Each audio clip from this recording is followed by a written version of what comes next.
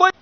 Segunda carta aos Coríntios, no capítulo 12, é onde nós vamos ler, e eu creio que o Senhor falará com todos nós através desta mensagem.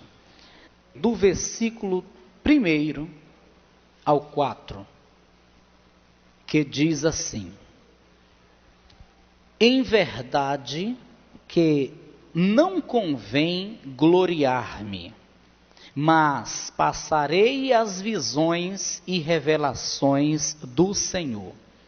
Conheço um homem em Cristo, que há 14 anos, se no corpo não sei, se fora do corpo não sei, Deus o sabe, foi arrebatado até ao terceiro céu. Sei que o tal homem, se no corpo, se fora do corpo, não sei, Deus o sabe, foi arrebatado ao paraíso e ouviu palavras inefáveis, de que ao homem não é lícito falar. Amém? Somente até aí. Levante assim a sua mão. Eu peço que você ore ao Senhor, pedindo a Ele graça, pedindo a Ele sabedoria, discernimento, para que você venha entender esta mensagem e ao mesmo tempo absolvê-la para a sua vida.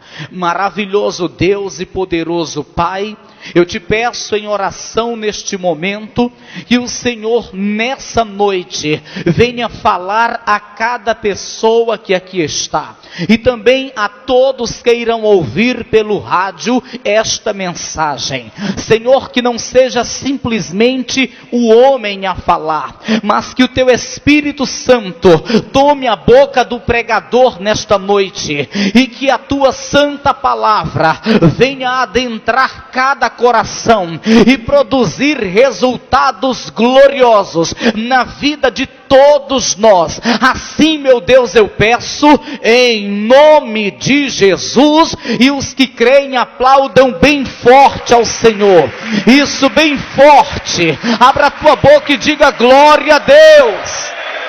Aleluia, Jesus. Tome o teu assento e vamos prestar atenção na ministração da palavra de Deus, que sem dúvida é o que há de mais importante em um culto. Não digo isso desprezando louvores, cânticos, de forma alguma, mas sem dúvida o que há de mais importante em um culto é a palavra de Deus. Nosso louvor sobe do homem para Deus. Quando estamos na pregação, é Deus descendo com a sua palavra para nos instruir, para nos ensinar.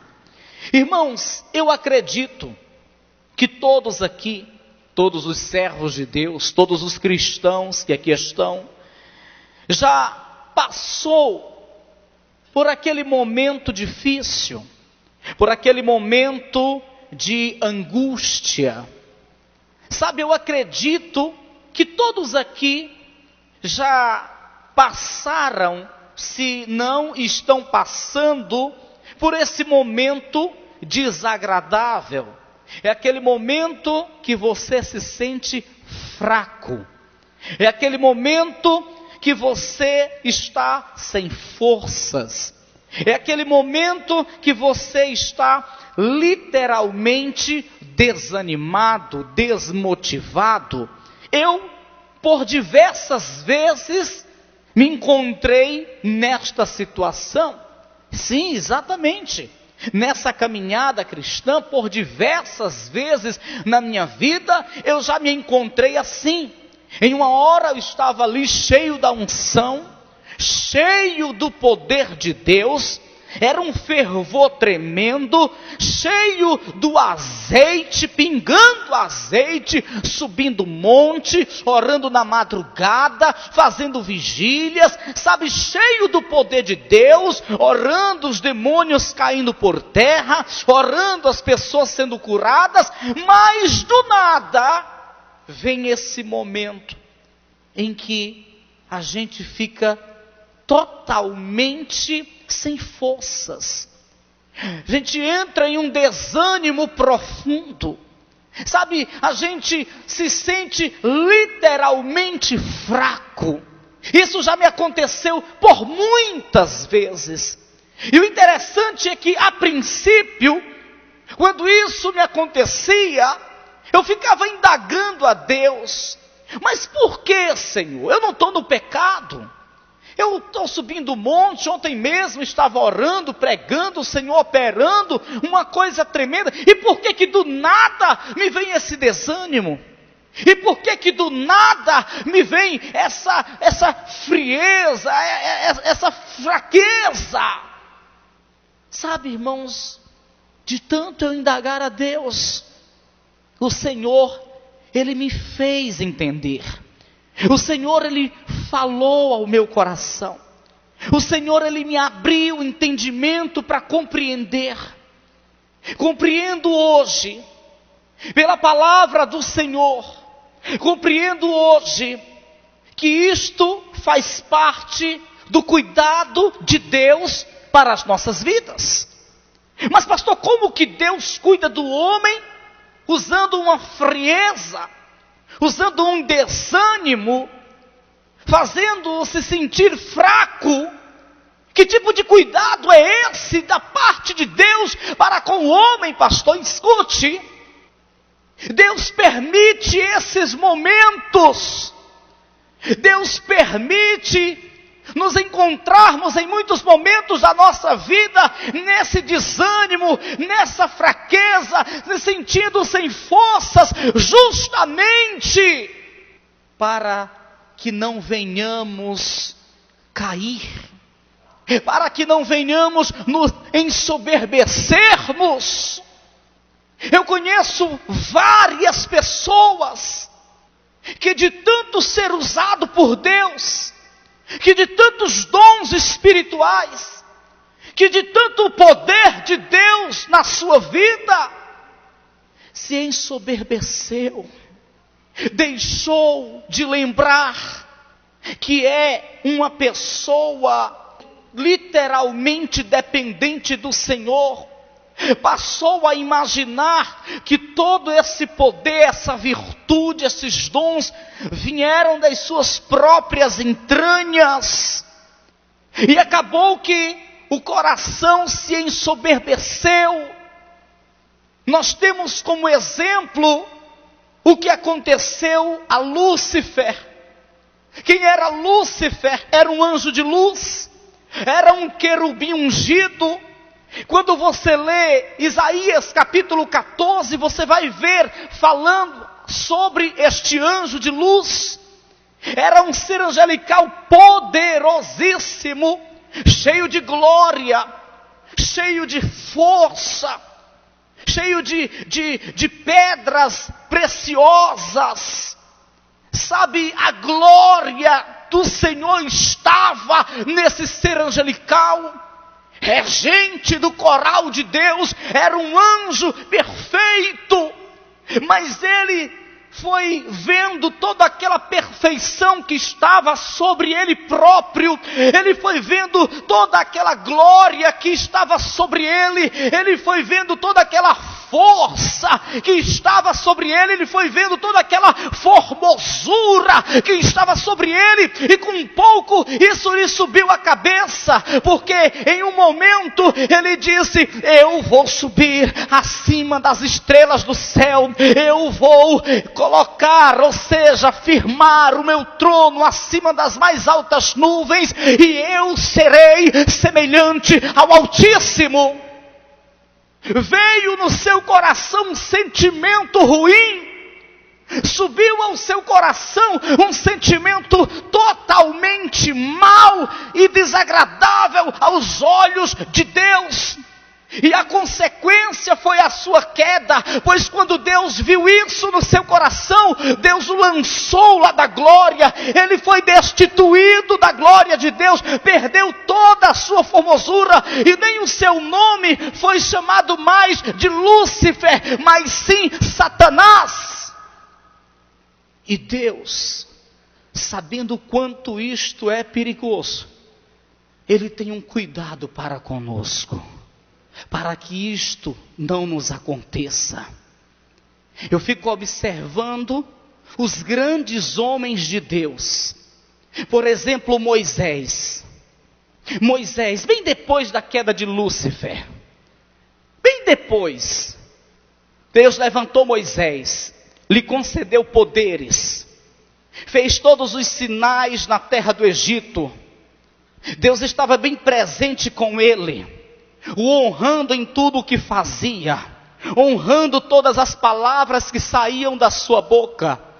Em um momento, após ter tirado o povo de Israel lá do Egito, daquela escravidão, Moisés subiu ao monte. Quando desceu, seu rosto resplandecia, de tamanha glória de Deus que estava sobre ele.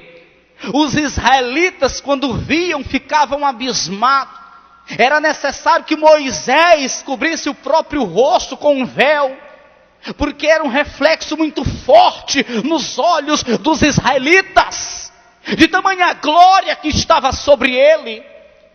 Sabe, Moisés era um homem poderosíssimo, cheio, repleto do poder de Deus. Outra vez, Miriam e Arão, seu próprio irmão, estavam um pouco chateados e ao mesmo tempo invejando a posição de Moisés, e estavam falando mal de Moisés, e sem que Moisés ouvisse, Deus tomou as dores, trouxe Miriam e Arão e começou a exortá-los, e depois colocou uma lepra sobre Miriam, e foi necessário que Moisés orasse por Miriam para que a lepra fosse tirada. Deus disse para Arão que não aceitaria a oração de ninguém, a não ser do próprio Moisés, porque Moisés era um homem cheio de intimidade com Deus, cheio do poder de Deus.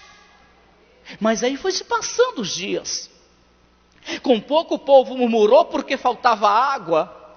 E aí Deus disse: Moisés, toca na rocha, fere a rocha. Moisés fere a rocha, e daquela rocha saiu muita água.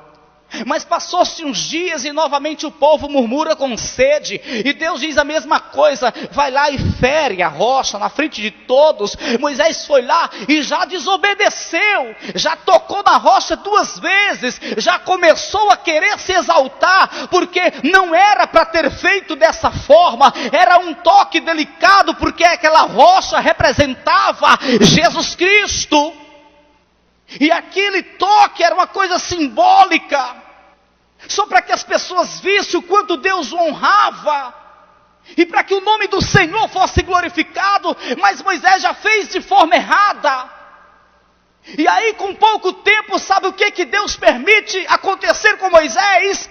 Ele cair em uma angústia profunda. Moisés, ele para em um determinado lugar e começa a clamar: Senhor, tá bom, basta, tira minha vida, já não suporto mais, é muita gente para eu liderar, é muita gente para eu cuidar, eu não aguento mais, tá bom, tira minha vida. Mas aquilo eu entendo que foi algo permitido por Deus, para que ele reconhecesse a sua condição de um homem falho, a sua condição de um homem totalmente dependente do Senhor. Aquilo foi para ele cair em si e reconhecer que sem Deus ele não poderia prosseguir adiante. Aquilo foi para ele reconhecer e lembrar de suas limitações como ser humano. Quando ele cai nesse momento de angústia, ele percebe o quanto ele era frágil. Quando ele se depara nesta situação, se sentindo fraco, incapaz de liderar aquele povo, quando ele cai nesta situação, então ele percebe que realmente ele é um ser humano, sabe, tão frágil. E eu digo que isso foi uma providência de Deus, para ele não se exaltar, e o seu fim não ser como o fim de Lúcifer. O mesmo aconteceu com Elias. Elias, aquele grande homem de Deus, que percebendo que Acabe estava errando, Ele chegou para Acabe sem que Deus o mandasse, ele simplesmente tomou a atitude de profetizar diante da face de Acabe, dizendo: aqui não cairá uma gota d'água segundo a minha palavra. Ele sequer diz segundo a palavra de Deus, ou segundo a vontade de Deus, mas segundo a minha palavra não chove nessa terra, e isto é punição sobre o teu pecado. E Deus honrou, travou os céus e não choveu mesmo. E depois de 3 anos e 6 meses, mesmo sabendo que Acabe estava furioso, procurando matá-lo, ele vai de encontro a Acabe, e vendo Acabe, ele diz: vou te desafiar, vou desafiar os teus profetas, manda todos irem para o Monte Carmelo, porque lá eu tenho algo a tratar com vocês. E aí é onde ele ora, e o fogo desce do céu, e o fogo vai consumir o holocausto, a água que estava ao redor do holocausto, e todas as pessoas vendo aquilo declararam: só o Senhor é Deus, só o Senhor é Deus. E depois disso, em seguida, ele diz para Acabe: vai para a tua casa, vai depressa, porque vou orar e virá uma abundante chuva. E de fato o Senhor mandou a abundante chuva, e Elias estava com a bola toda. Se você lê os textos sagrados, mais precisamente falando no livro de Reis, você vai ver Elias declarando para o Senhor que não tinha mais nenhum profeta de Deus na terra. Ele era o único, quando na verdade ainda existiam muitos profetas de Deus na terra. E Deus, percebendo que o negócio estava ficando perigoso, então Deus permitiu vir sobre ele uma angústia profunda. Se fosse nos dias de hoje, eu diria uma depressão terrível. E ele, nessa profunda angústia, vai para onde? Para a caverna. E o que ele diz? Senhor, já basta, eu não sou melhor que meus pais, tá bom, não aguento mais, não suporto mais, tira a minha vida, já basta, eu estou fraco, Senhor, eu me encontro debilitado, eu não tenho mais forças para prosseguir. É tanto que Deus mandou o anjo, ele se levantou, mas deitou de novo, ele comeu pão, tomou água, mas tornou a dormir, de tão debilitado que estava espiritualmente falando, de tão fraco que estava se sentindo. Ele não queria mais sair da caverna, ele queria fazer daquela caverna o seu próprio sepulcro, porque dentro daquela caverna ele pedia para Deus tirar a sua vida, mas aquilo era apenas um cuidado de Deus para que o seu coração não se ensoberbecesse, aquilo era apenas um cuidado de Deus para que ele não se exaltasse, mas para que ele reconhecesse o quanto ele era frágil, o quanto nós somos dependentes do Senhor, o quanto nós precisamos do Senhor, irmãos. E o que dizer de Sansão?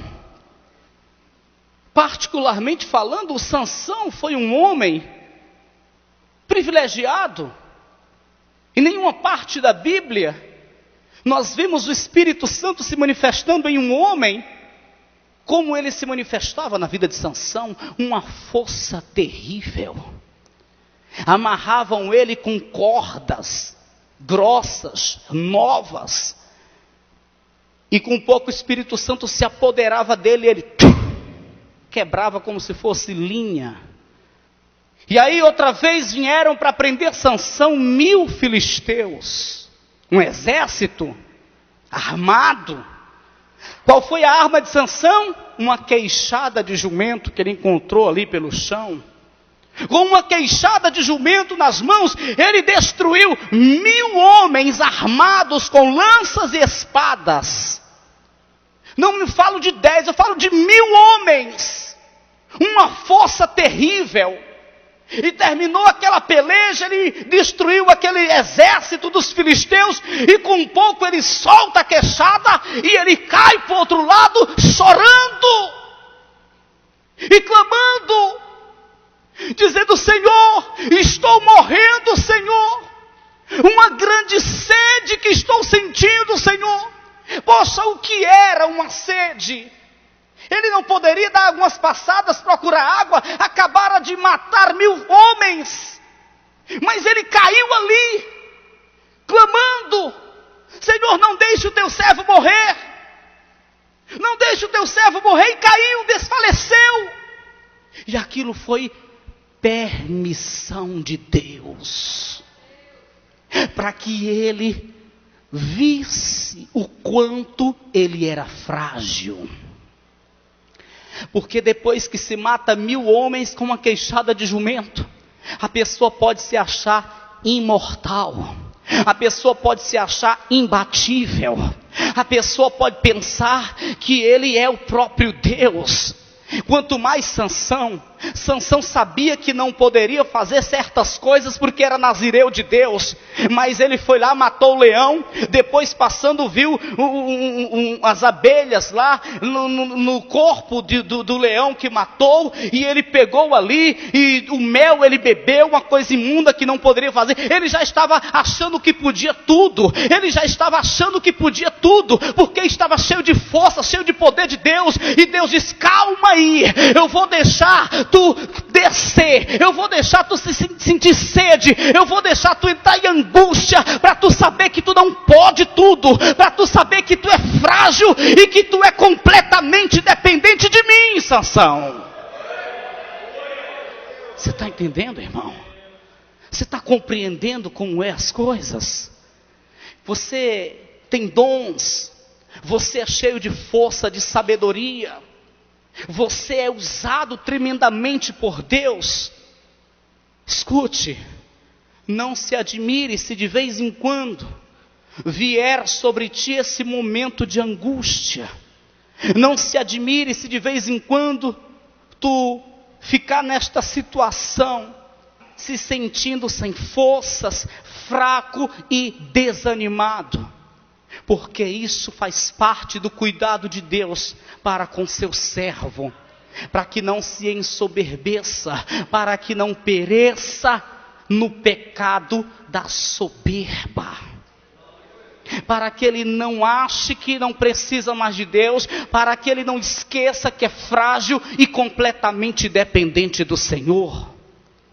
Mas eu quero mesmo vir para o Novo Testamento, nosso tempo, e quero mostrar para você dentro do Novo Testamento, isso também acontecendo com um dos homens que mais tinha intimidade com Deus, apóstolo Paulo.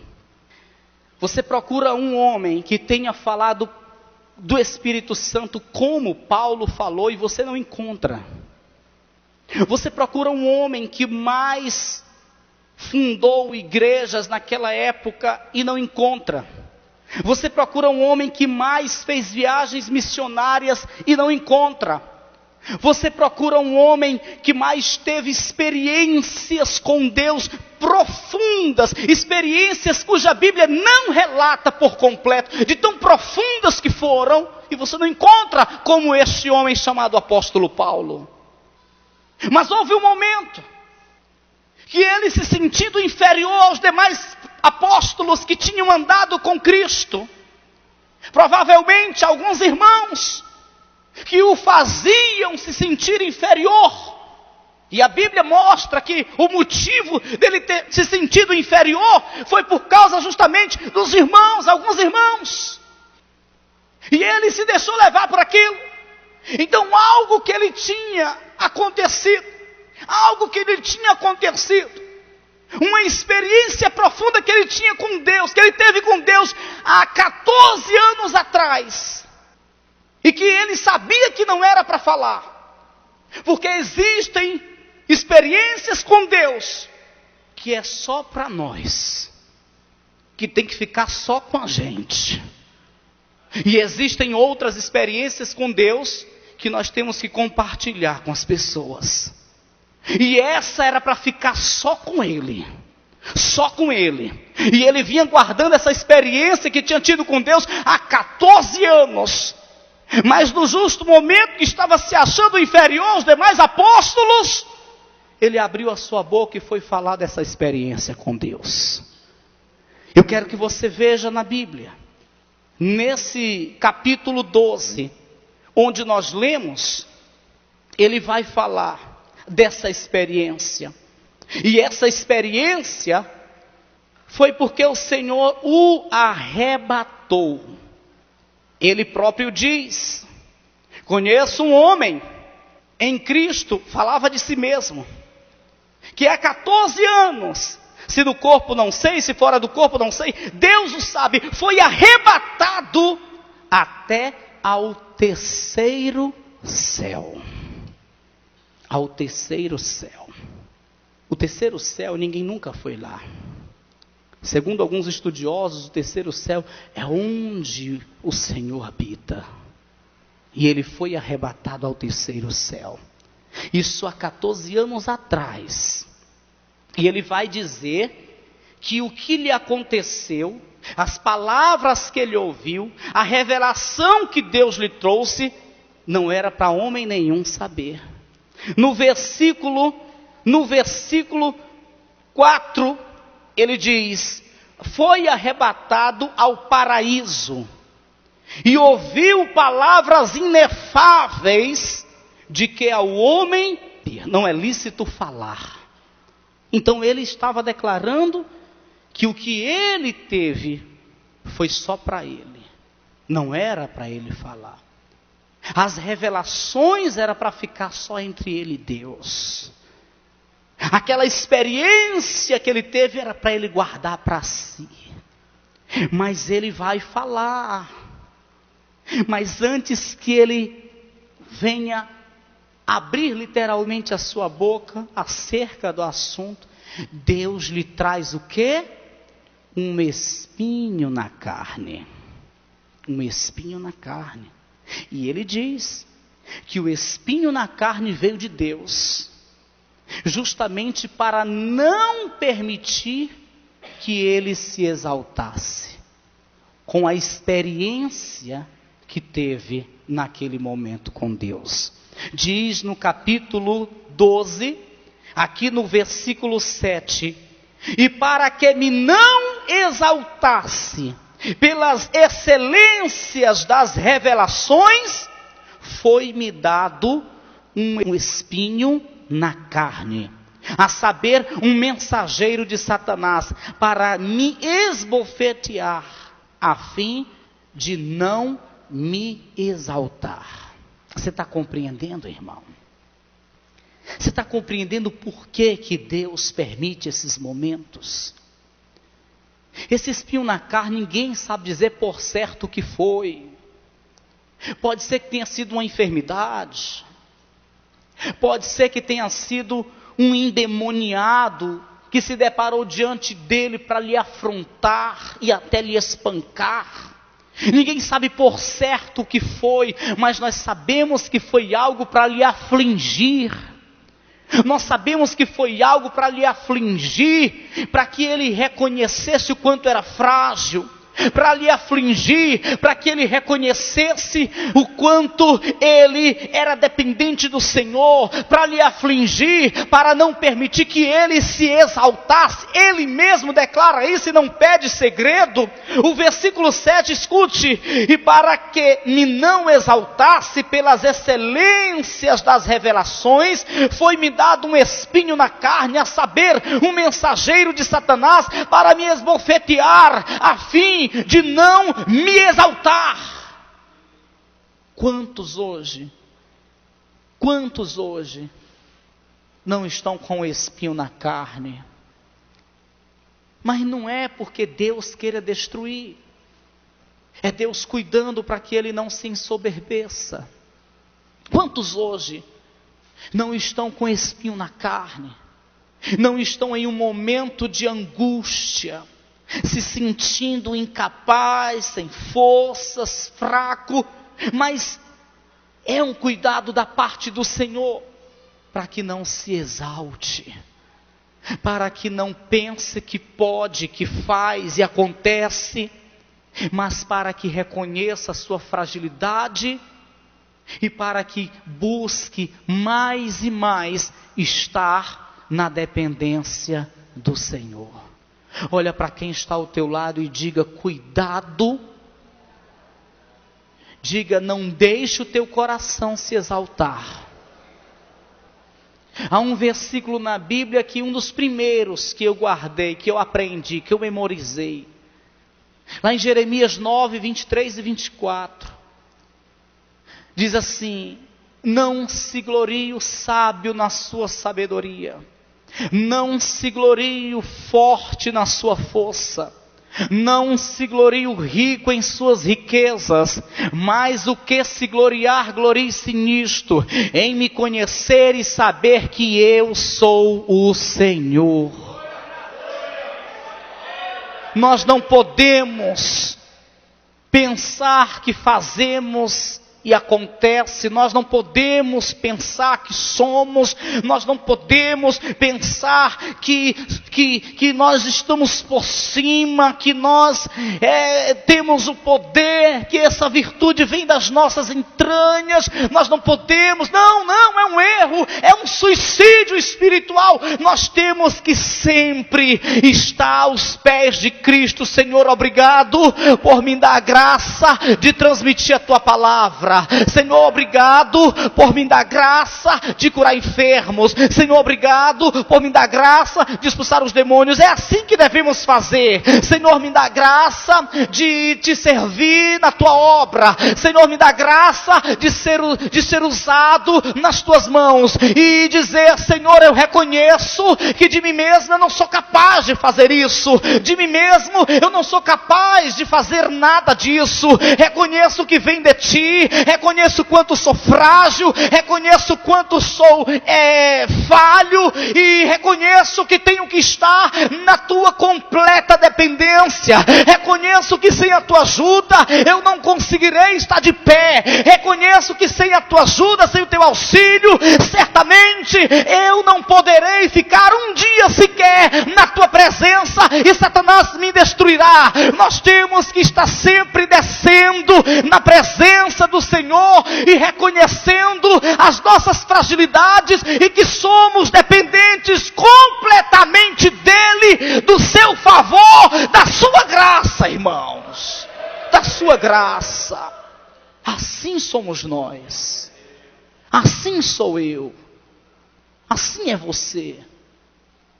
De nós mesmos nada acontece, é dele, vem dele e é para ele. Nós não temos forças para vencer o mal. Nós não temos capacidade de curar, libertar, convencer homens do pecado. Quando uma pessoa se converte, não foi o pregador, foi o Espírito Santo que o convenceu do pecado. É Ele.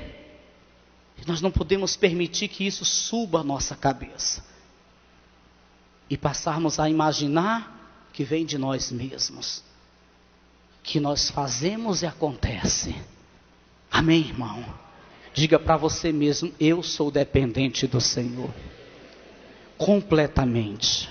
Sem Ele, nada posso, a lugar algum chegarei. Diga: eu sou completamente dependente do Senhor. Amém, irmão? E o apóstolo Paulo aprendeu isso. Versículo 8, ele continua falando: acerca do qual 3 vezes orei ao Senhor. Orei ao Senhor, o mesmo que fez Moisés, Elias, Sansão, né? Orei ao Senhor. Versículo 8. Para que se desviasse de mim, para que aquele mal fosse arrancado dele, que estava lhe fazendo perecer.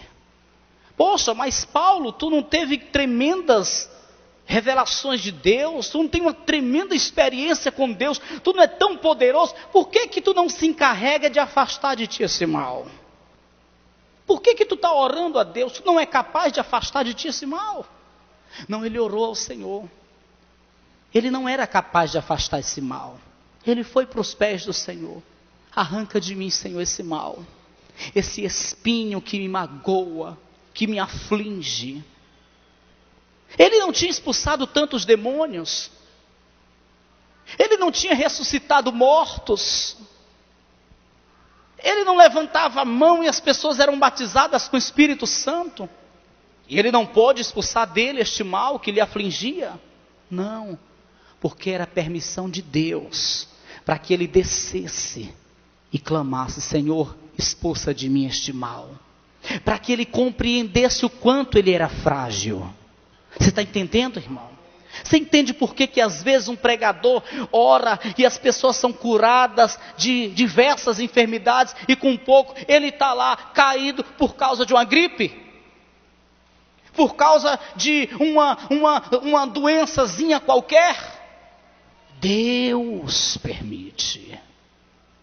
Deus permite. Com um cuidado para com as nossas vidas. Amém, pessoal? Como um cuidado para com as nossas vidas.